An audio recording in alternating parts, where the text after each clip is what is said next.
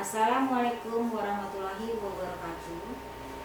Perkenalkan, nama saya Rinawati, dosen tetap program studi akuntansi Sekolah Tinggi Ilmu Ekonomi Purnagraha.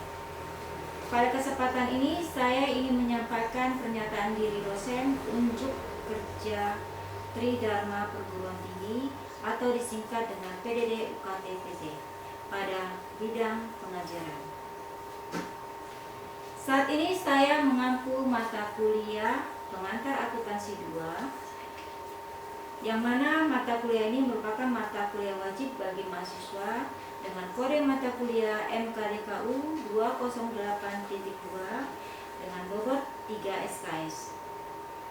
Mata kuliah ini membekali pengetahuan dan keterampilan mahasiswa dengan mengedepankan penguasaan aset utama, yaitu mengenai pengendalian internal terhadap kas dan proses akuntansi untuk piutang, aset tetap, sumber daya alam, dan aset tetap tak berwujud, persediaan, liabilitas, dan investasi. Di samping itu, mahasiswa juga diharapkan menguasai keterampilan untuk menjelaskan bentuk organisasi persekutuan dan perseroan terbatas, serta melakukan proses akuntansi untuk firma dan PT. Adapun capaian pembelajaran dari Prodi adalah menguasai konsep teoritis secara mendalam tentang pengendalian internal dan rekonsiliasi bank terhadap kas. Yang kedua, menguasai konsep teoritis secara mendalam tentang piutang, aset tetap, sumber daya alam, aset tak berwujud, liabilitas, dan investasi. Yang ketiga, menguasai konsep teoritis secara mendalam tentang bentuk perusahaan persekutuan dan perseroan, serta mempraktekkan pencatatan dan pelaporan untuk transaksi perusahaan. Selanjutnya, diharapkan mampu menunjukkan kinerja secara mandiri dan berkualitas. Untuk capaian pembelajaran dalam mata kuliah ini ada 3. Yang pertama, diharapkan mahasiswa mampu menjelaskan pengendalian internal dan mempraktekkan melakukan rekonsiliasi bank terhadap kas. Yang kedua, mampu menjelaskan dan mempraktekkan pencatatan dan pelaporan piutang, aset tetap, sumber daya alam, aset tak berwujud, liabilitas, dan investasi. Dan yang ketiga, diharapkan mahasiswa mampu menjelaskan bentuk perusahaan persekutuan dan perseroan, serta mempraktekkan pencatatan dan pelaporan untuk transaksi perusahaan. Untuk bahan kajian atau materi pembelajaran yang saya sampaikan ada 7. Yang pertama, pengendalian internal dan akuntansi kas. Yang kedua, akuntansi untuk piutang. Yang ketiga, aset tetap, sumber daya alam, dan aset tak berwujud. Yang keempat, persediaan. Yang kelima, liabilitas. Yang keenam, investasi. Dan yang ketujuh, persekutuan dan perseroan. Adapun bentuk dan metode pembelajaran yang saya terapkan dalam perkuliahan ini adalah perkuliahan tatap muka dengan metode presentasi, diskusi, dan tanya jawab. Dan dalam penilaian kepada mahasiswa, saya menggunakan 3 indikator. Yang pertama, keaktifan mahasiswa selama pembelajaran. Yang kedua, kehadiran dalam kelas. Dan yang ketiga, sikap dan perilaku dari mahasiswa. Demikian pernyataan diri saya dalam pelaksanaan pembelajaran mata kuliah pengantar akuntansi 2. Berikut adalah video singkat pengajaran saya. Terima kasih. Wassalamualaikum warahmatullahi wabarakatuh. Warahmatullahi wabarakatuh. Apa kabar semuanya? Baik. Semangat ya. Udah menjelang sore, tetap harus semangat. Jadi untuk materi hari ini kita melanjutkan materi yang sebelumnya. Ya. Mengenai apa? Ya, jadi kilas balik sebelum kita mulai yang untuk sore ini. Jadi ya, kita kilas balik yang materi yang sebelumnya mengenai konsultasi mengenai perseroan itu seperti apa. Nah, jadi saya akan tanya dulu sama Anda semua. Apa sih itu perseroan? Ada yang tahu? Masih ada yang masih ingat nggak? Perseroan itu apa? Di tangan. Kalau jawabnya bareng-bareng kan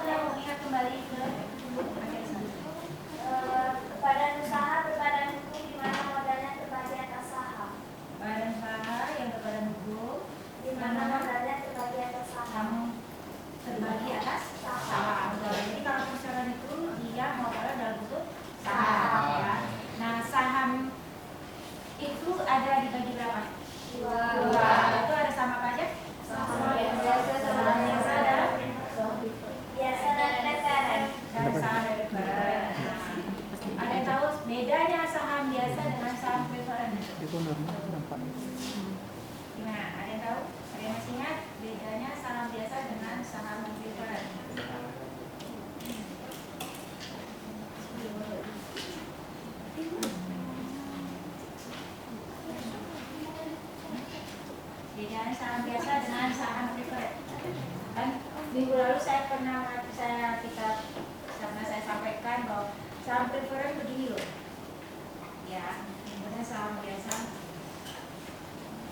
Kalau saham biasa itu memiliki hak suara. Hak suara ya. Terus kalau saham preferred itu umumnya nggak memiliki hak suara. Ya, kalau saham biasa dia memiliki hak suara. Ya, nah beda dengan saham preferred. Dia saham yang diprioritaskan dalam pada saat pembelian saham daripada saham biasa. Jadi diprioritaskan untuk saham yang memiliki saham preferred. Ya, nah tapi dia tidak memiliki hak suara. Kalau di preferred. Nah, kalau saham biasa dia memiliki hak suara dalam pembagian ini ya, pembagian ini pada saat RUPS. RUPS itu adalah rapat umum pemegang saham ya. Nah, ada namanya perseroan, kan ada tuh karakteristik dari perseroan ya kan, ada yang namanya perseroan go public dan ada namanya perseroan non go public. Apa itu? Jangan satu orang ya, jawab ya. Yang lain boleh. Yang go public apa perseroan go public? Yang cowok. Laki-laki itu harus di depan. Depan itu tadi dia menjaga kita. Ayo, apa itu namanya? Jangan mau kalah.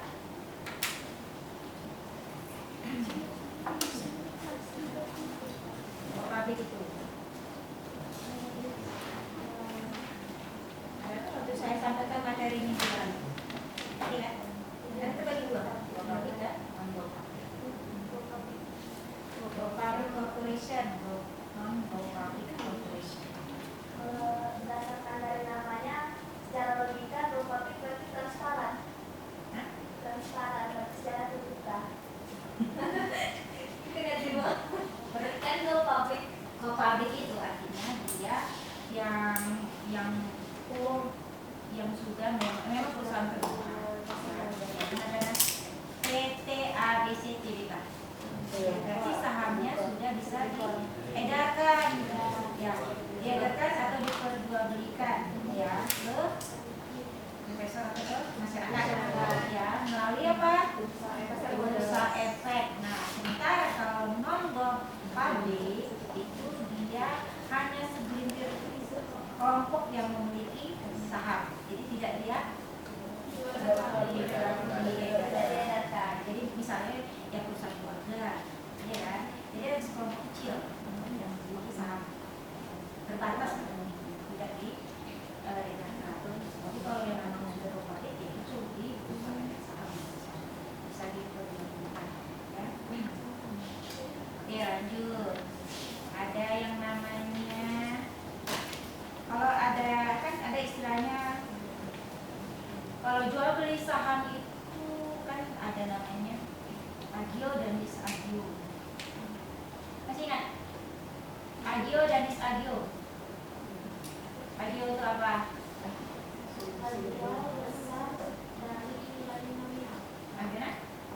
Kalau agio itu harga jual besar dari nilai nominal. Harganya harga jual lebih besar daripada nilai nominal, itu disebut apa? Lalu kalau selisih berarti ya. Nah, terus selisih lebih. nah, Kalau agio itu harga jual kurang dari nilai nominal atau selisih kurang. namanya disebut disagio. Ya, jadi udah kita ingat kembali dengan materi yang minggu lalu. Nah, menyambung dari materi yang minggu lalu, kita masuk mengenai pembelian kembali, ya, pembelian kembali saham yang sudah beredar. Ya. Apa sih yang dimaksud dengan saham yang diperoleh kembali atau yang kita beli kembali nih? Ya udah menjual terus kita beli kembali.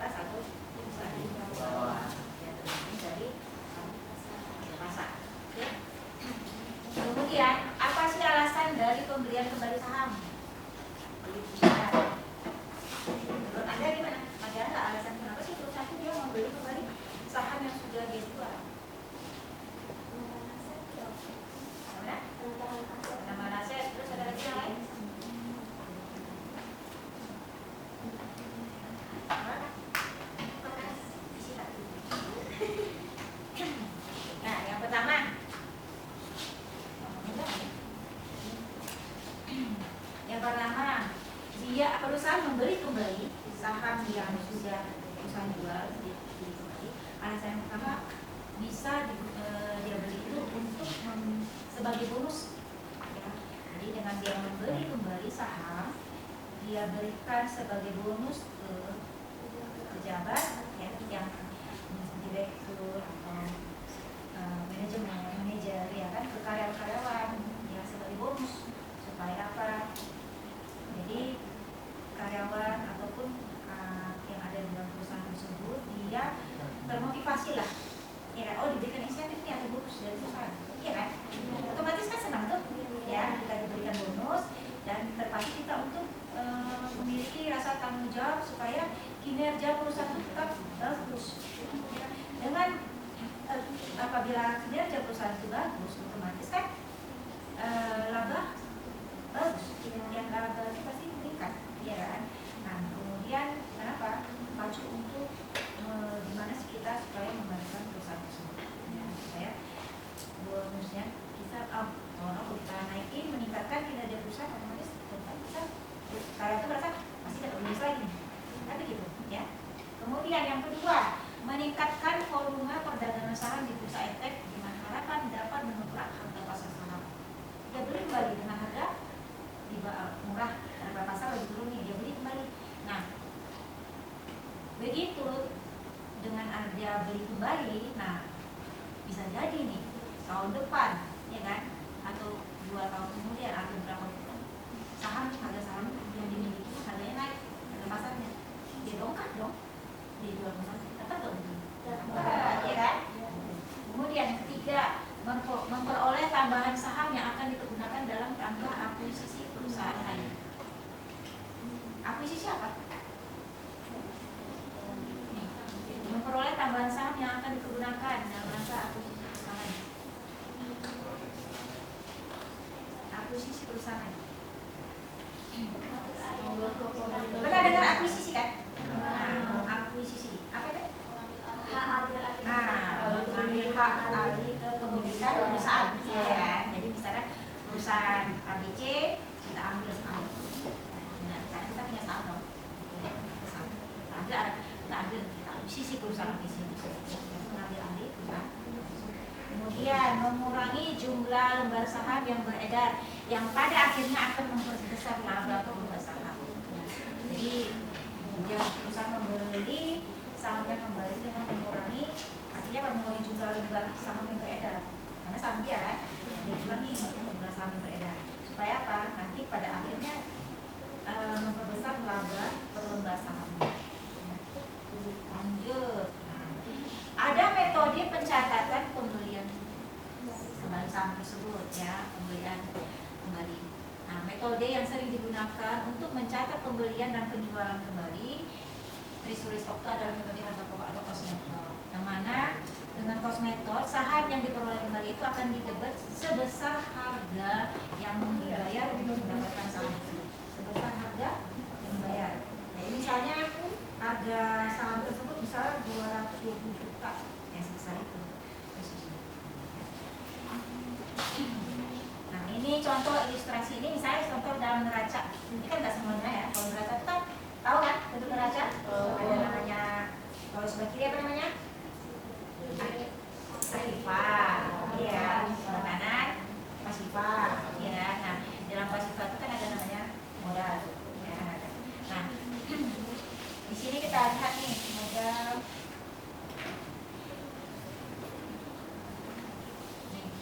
Modal pemegang saham, ada namanya modal disetor, ya kan? Nah modal disetor itu ada terdiri dari modal saham. Perusahaan ini kan ada soal yang sebelumnya nih, ya. Ada modal saham preferred nih, ya, nilai pariknya misalnya 1.400 per lembarnya. Nah 3.500 lembar itu diotorisasi. Kemudian 1.000 lembarnya diterbitkan dan beredar, nanti diterbitkan dia dijual, ya. Kemudian sebesar adalah 1.400. Ini yang dia ya. Kemudian saham biasa, ya. Nah saham biasa nilai parinya 600 per lembar, 8.000 lembar itu diotorisasi, 7.000 lembar diterbitkan dan beredar, jadi totalnya 4.200.000. Nah total modal saham yang itu adalah 5.200.000. modal disetor. Nih, kelebihan di atas nilai pari. Depan 300.000. Kemudian ada kelebihan di atas nilai pari saham biasa 1.340. Totalnya 1.640.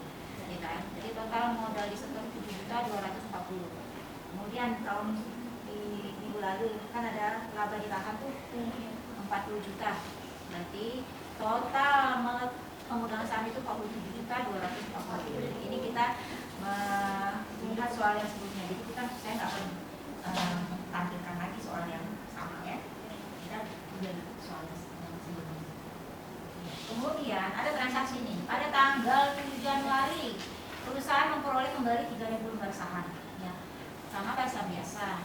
Nah, dengan harga berapa? 840 per lembar. Ya. Kemudian nilai pari atau bahasa kerennya bahasa Inggrisnya fair value, ya, itu 600 per lembar. Jadi nilai pari saham biasa itu 600 per lembar, di mana saham biasa ini pertama kalinya diterbitkan atau dijual dengan harga 800. Ya. Maka ayat jurnal diperlukan untuk mencatat pembelian atau perolehan saham kembali adalah ini. Dapatnya dari mana ini? Dari 2015 harga 840 per lembar. 3.000 lembar dikali dengan harga 840, ya kan? Nah, oke. Dari jurnal tadi terlihat bahwa perolehan kembali saham tidak mempengaruhi saldo saham. Biasanya kan tidak mempengaruhi ya. Sehingga besarnya modal disetor itu tidak akan berubah. Ya. Hal ini terjadi kenapa? Karena jumlah lembar saham yang diterbitkan akan tetap sama, ya, baik sebelum maupun sesudah pembelian kembali saham biasa. Jadi tidak akan berubah. Kemudian aktif saham biasa yang dilaporkan dalam neraca sebesar nilai pari itu dikalikan dengan jumlah lembar saham biasa yang diterbitkan, ya, bukan yang beredar ya. Kemudian saham yang diperoleh kembali akan mengurangi jumlah lembar saham yang beredar, tapi tidak mempengaruhi jumlah lembar saham yang telah diterbitkan. Itu kesimpulan dari soal yang tadi. Ya, ini ya. Kesimpulan. Lanjut. Saham yang dibeli kembali itu tidak memiliki hak suara maupun hak untuk membeli. Saham biasa ya, dia tidak punya hak untuk suara untuk memiliki hak untuk maupun hak untuk menerima. Ini setelah setelah saham itu dibeli ya, dibeli oleh perusahaan kan, nah, berubah dong, ya kan? Nah, otomatis sudah berubah ya. Mana? Ya, ulangi saham yang diperoleh kembali. 3.000 tadi ya? Iya.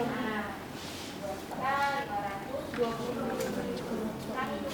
Jadi total modal pemegang saham adalah 40. Yang awal tadi 47. Jadi 44. Dikurangi saham yang diperoleh. Paham?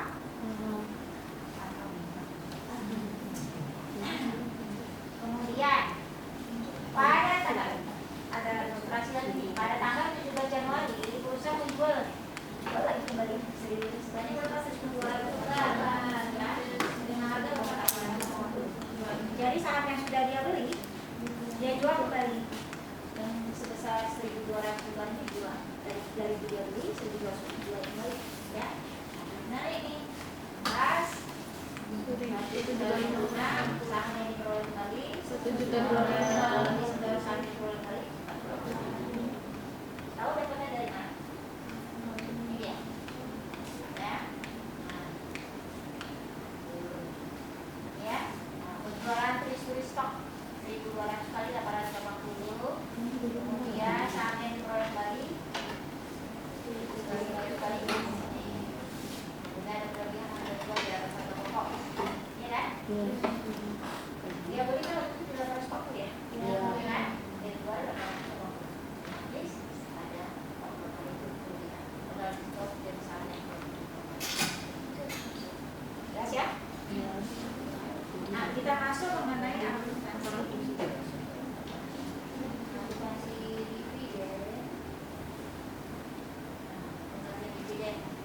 Dividen adalah sebagian dari laba bersih. Minggu lalu masalah saya juga bicara tentang dividen ya. Dividen itu ya. Jadi itu bagian dari laba bersih yang mereka perusahaan dapatkan ya selama satu generasi ya yang dibagi para pemegang saham. Itu dalam rangka pemegang saham. Misal ya pembagiannya misalnya dari produksi 40-60% atau kesepakatan ya.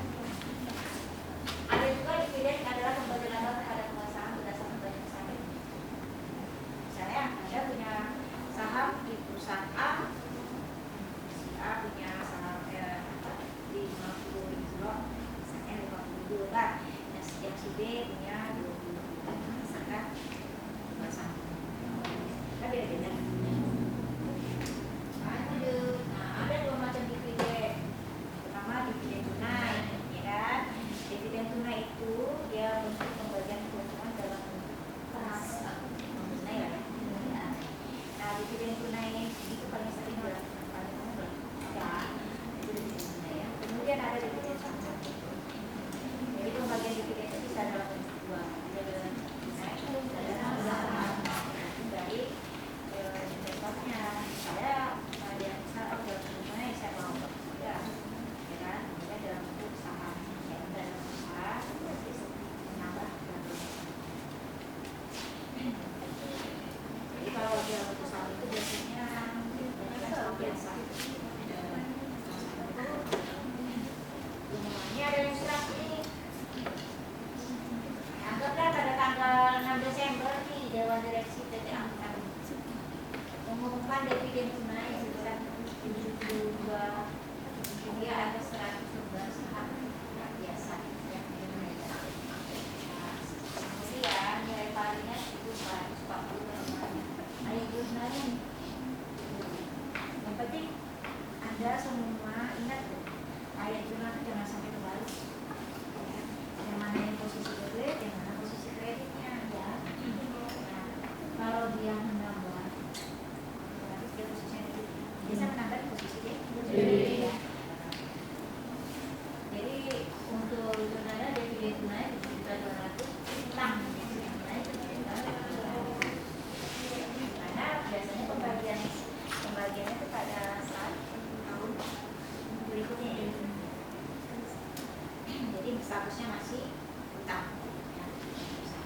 Nah kemudian pada akhir periodisasi ya, ada jurnal penutup yang perlu dibuat untuk mentransfer satu akun dividen tunai ke laba ditahan yang sebelumnya kan belum masuk ke laba ditahan ya, masih statusnya utang dividen. Nah di akhir itu tanggal 31 Desember dia harus dipindahkan dividen itu laba ditahan ya terhadap dividen tunai yang sudah keluar. Nah nanti pada saat mau kapan akan dibagikan misalnya tanggal 20 misalnya ya LPS lah kemudian nah tanggal pembayaran misalnya berbulan maka pedagang mencatat sudah yaitu utang dividen dan terhadap kas hingga 2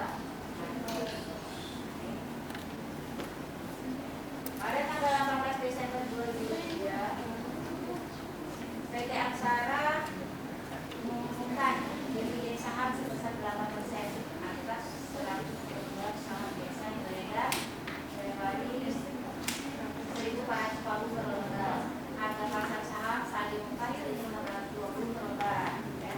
Kemudian dividen itu baru diberikan tanggal 8 Januari. Dimintalah buat jurnal. Nah, ada yang dapat nggak jurnal? Ya. Kita buat jurnal yang diperlukan untuk mencatat transaksi di atas. Kalian bisa kerjakan di depan. Ya kalau mau apanya, mau cara mencari dulu, nggak usah lagi biar nanti kan bisa dijelaskan dulu. Bisa. Satu-satu sih.